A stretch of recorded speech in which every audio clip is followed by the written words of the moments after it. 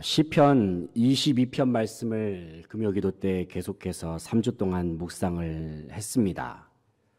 시편 22편은 다윗의 대표적인 고난 시로 알려져 있습니다. 다윗은 자신이 경험한 고난으로 인하여 비탄에 잠기면서 하나님께 울부짖습니다. 자기 스스로의 힘으로는 도저히 해결할 수 없는 삶의 위기는 매우 거대합니다. 다윗은 여전히 하나님께 열심히 기도하고 주님의 이름을 높여드리면서 예배합니다. 하지만 하나님께서는 왠지 침묵만 하시는 것 같고 가만히만 계시는 것 같습니다. 고통이 지속되다 보면 사람은 지치기 마련입니다. 다 포기하고 싶은 마음이 들 수도 있습니다. 하지만 다윗의 놀라운 점은 끝까지 포기하지 않고 하나님 앞에 부르짖기를 멈추지 않았다는 사실입니다. 다윗의 울부짖음은 단순히 자신의 삶을 비관하는 자조 섞인 외침이나 염세적인 푸념이 아니었습니다. 비록 너무나도 힘들고 하나님의 음성이 당장에는 들리지 않아도 그는 하나님이 반드시 응답하실 것을 믿고 주님께 간구했습니다. 그래서 다윗은 기다렸습니다. 하나님의 소리가 들리지 않아도, 상황이 여전히 바뀌지 않아도 그는 인내하면서 계속해서 기도했습니다. 그리고 하나님의 때가 이르렀을 때에 그는 마침내 하나님의 응답을 경험했습니다. 오늘 본 말씀의 바로 앞절인 21절 말씀을 보면 주께서 내게 응답하시고 라고 말씀합니다. 다시 말해서 하나님께서는 다윗의 마음속에 승리를 주시겠다 말씀하셨고 너를 구원하겠다, 너를 지키겠다 말씀하셨습니다. 끝끝내 하나님의 음성을 들었던 다윗은 마음속에 기쁨이 차오릅니다. 입술에는 찬양이 끊이지를 않습니다. 그래서 시편 22편 22절부터는 본문의 분위기가 바로 그 이전의 구절들과는 달리 기쁨과 감사 그리고 찬양의 분위기로 바뀌어 있습니다. 본문 말씀 이전 구절인 21절까지의 내용은 고통 속에서 울부짖는 다윗의 절규 섞인 기도가 기록되어 있습니다. 하지만 22절부터는 다윗의 감사와 찬송이 언급되어 있습니다. 이처럼 하나님을 향한 다윗의 간구의 내용이 180도로 분위기가 바뀐 이유가 무엇입니까? 왜냐하면 다윗은 자신의 마음속에 하나님의 확실한 응답을 경험했기 때문입니다. 사랑하는 성도 여러분, 우리의 기도에는 반드시 주님의 응답이 있어야 합니다. 만약에 우리의 기도에 하나님의 응답이 없다면 그 기도는 그저 공허하게 외치는 무의미한 소리에 불과합니다. 우리는 하나님께 기도를 드릴 수도 있어야 하지만 동시에 우리는 응답하시는 하나님의 음성을 들을 수도 있어야 합니다. 특별히 하나님은 우리에게 말씀하시는 분이십니다. 주님께서는 주님의 때에 주님의 방법으로 반드시 말씀하시고 응답하여 주십니다. 요한복음 10장 27절의 말씀을 보게 되면 내 양은 내 음성을 들으며 나는 그들을 알며 그들은 나를 따르느니라 예수님께서 말씀하셨습니다. 우리가 하나님의 백성이고 하나님의 자녀라고 한다면 우리는 당연히 주님의 음성을 들을 수 있어야 합니다. 그러므로 사랑하는 성도 여러분, 기도하는 가운데 다윗과 같이 주님의 음성을 듣고 또 주님의 응답을 인내함으로 기다릴 수 있는 저와 여러분이 될 수 있기를 원합니다. 그렇다면 자기 백성의 기도에 응답하시는 하나님은 어떤 사람의 기도에 응답을 하실까요? 이 시간 본문을 중심으로 함께 생각해 보기를 원합니다. 첫째는 곤고한 자의 부르짖음을 들으십니다. 24절 말씀을 함께 읽겠습니다. 24절입니다. 시작. 그는 곤고한 자의 곤고를 멸시하거나 싫어하지 아니하시며 그의 얼굴을 그에게서 숨기지 아니하시고 그가 울부짖을 때에 들으셨도다. 아멘. 24절을 보면 곤고한 자의 곤고를 멸시하거나 싫어하지 아니하시며 그의 얼굴을 그에게서 숨기지 아니하시고 그가 울부짖을 때에 들으신다 말씀하십니다. 여기서 곤고하다는 것은 단순히 환경적으로만 어려워진 그러한 상황을 의미하지 않습니다. 곤고하다라는 말은 자신이 처한 상황을 헤쳐나갈 힘이 전혀 없는, 다 탈진해버린 상태를 의미합니다. 아무것도 할 수 없는 상태, 누구의 도움도 받을 수 없는 상태, 출구가 보이지 않고 모든 것이 가로막힌 듯한 상태, 바로 그것이 곤고한 자가 경험하는 상황입니다. 하지만 다윗은 자신이 곤고함 속에 있을 때에 하나님의 얼굴을 보았다 고백하고 있습니다. 자신이 울부짖을 때에 하나님의 응답을 경험했다고 말씀합니다. 그렇습니다, 여러분. 우리는 곤고한 상황, 환난의 상황에 이르렀을 때에 주님의 얼굴을 보아야 합니다. 주님의 음성을 들어야 합니다. 저는 그저 막연하게 추상적으로 주님의 얼굴을 보십시오, 주님의 음성을 들으십시오라고 말씀을 드리는 것이 아닙니다. 정말로 주님의 얼굴을 볼 수 있어야 하고 주님의 음성을 들을 수 있어야 합니다. 그렇다면 언제 우리는 주님을 만날 수 있습니까? 바로 우리의 모든 상황이 곤고하여서 하나님밖에 의지할 수 없을 때에, 그래서 간절히 하나님을 찾을 때에 우리는 그때서야 주님의 얼굴을 볼 수 있고 주님의 음성을 들을 수 있습니다. 사랑하는 성도 여러분, 여러분은 주님의 얼굴을 보신 적이 있으십니까? 주님의 음성을 들어보신 적이 있으십니까? 만약에 그렇지 못하다면 어쩌면 우리의 마음속에는 아직까지 주님의 얼굴을 보고자 하는 갈망, 주님의 음성을 듣고자 하는 열망이 적을지도 모릅니다. 다들 코로나19가 위기라고 말합니다. 위기를 만났다면 하나님의 백성은 당연히 하나님을 더욱 의지해야 하고 예배해야 하는데, 오히려 위기 앞에서 그리스도인들은 더 예배를 드리지 않고 기도도 잘 하지 않는 것 같습니다. 이것을 어떻게 할 수 있을까요? 한국교회의 실제 현장 예배 참석 인원, 그리고 온라인 예배 참석 인원을 합산해서 집계해 보면 코로나 이전 상황과 비교했을 때 그 수치가 대략적으로 나오게 되어 있습니다. 숫자가 현저히 줄어들어 버렸습니다. 우리 교회뿐만 아니라 한국교회 대부분의 교회에 출석 인원이 마찬가지입니다. 바로 이런 것만 보더라도 요즘 시대가 위기임에도 불구하고 오히려 더욱 주님을 찾지 않는다는 것을 단적으로 알 수가 있습니다. 하지만 여러분, 우리의 진짜 위기는 바로 이것입니다. 그것은 주님과 점점 멀어지는 것입니다.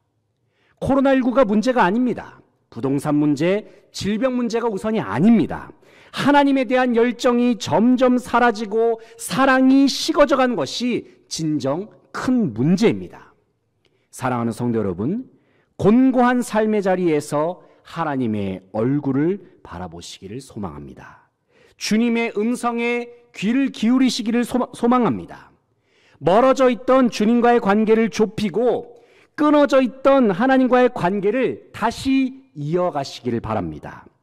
세상의 모든 삶의 문제의 한복판에서 다시금 하나님의 얼굴을 구하며 나아갈 때에 우리는 살아계신 주님의 응답을 충만히 경험케 될 줄로 믿습니다.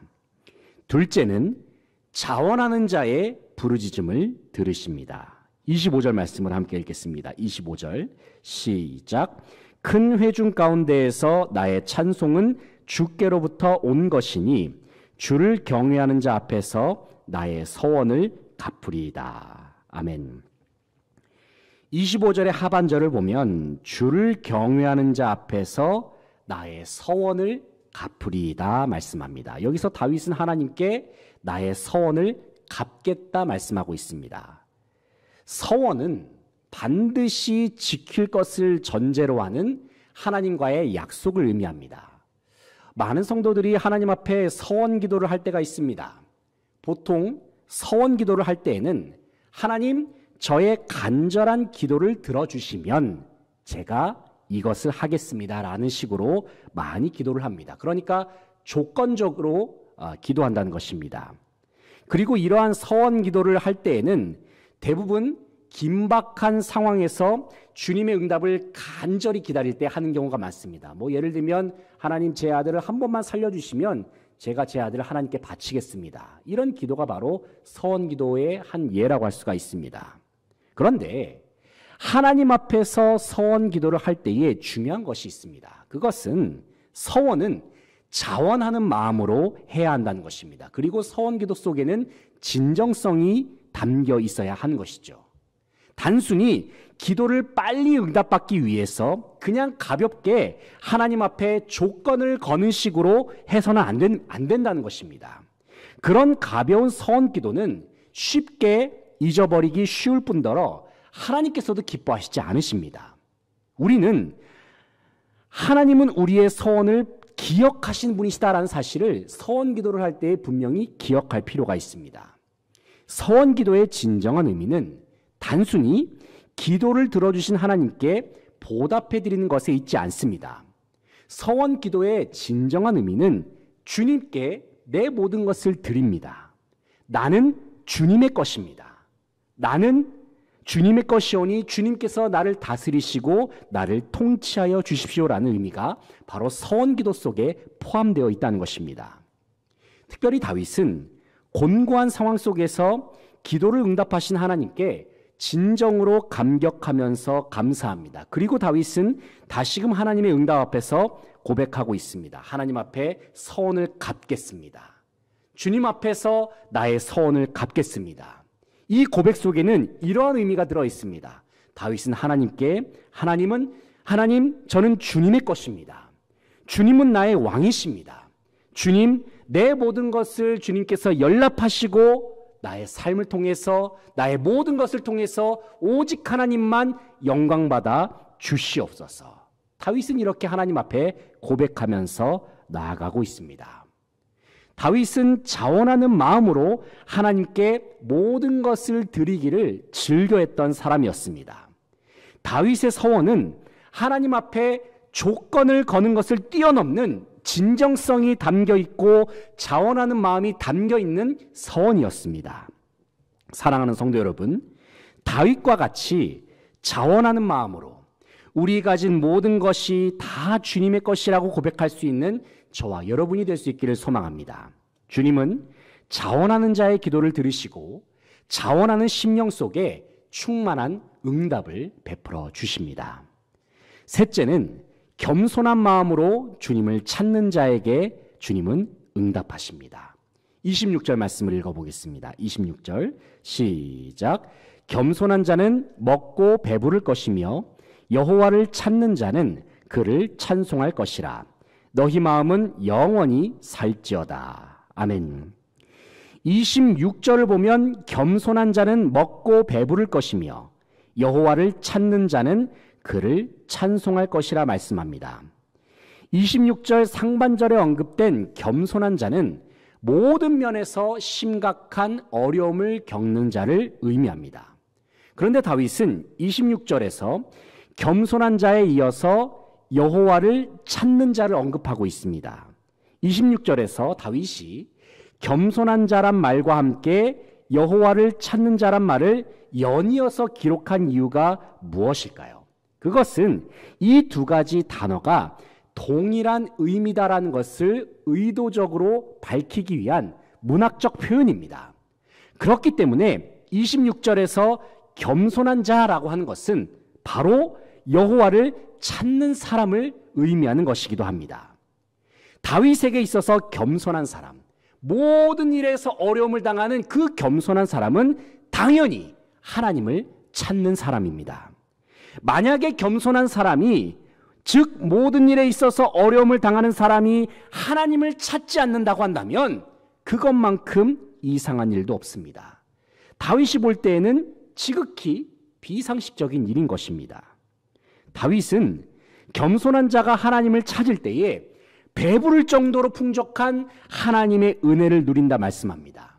그리고 하나님의 채우심으로 인하여 주님을 향한 예배가 회복되고 감사가 회복되고 기쁨이 회복되고 찬송이 회복된다 말씀하고 있습니다. 이어서 주님을 향한 찬송 소리는 온 세계와 열방 가운데 영원토록 울려 퍼질 것이다. 다윗은 선언하고 있습니다.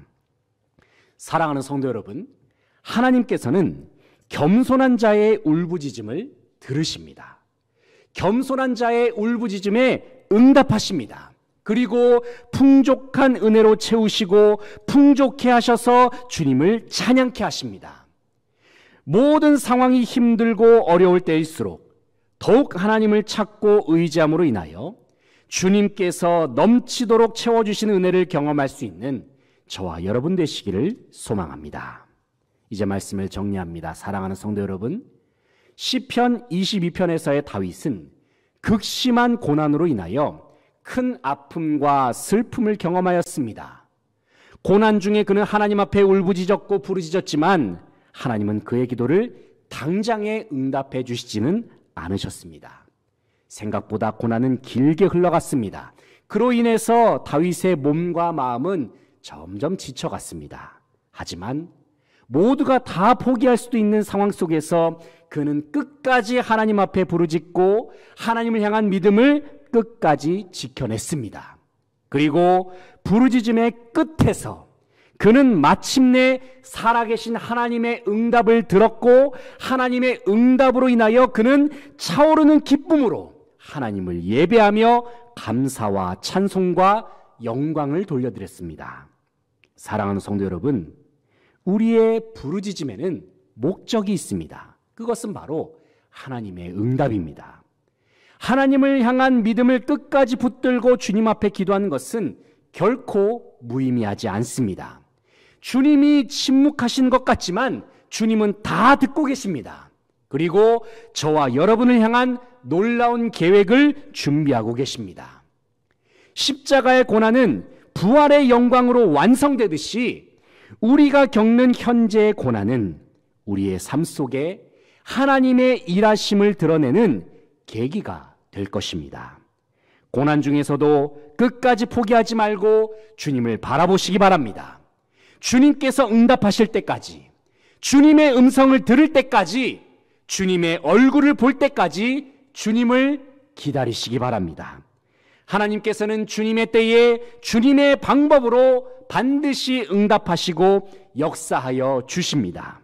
오늘도 주님의 응답을 믿음으로 기다리면서 우리에게 예비된 최종적인 승리와 영광을 다 함께 누리며 나아갈 수 있는 모든 수지광상의 성도들 다 되시기를 간절히 바라고 소망합니다.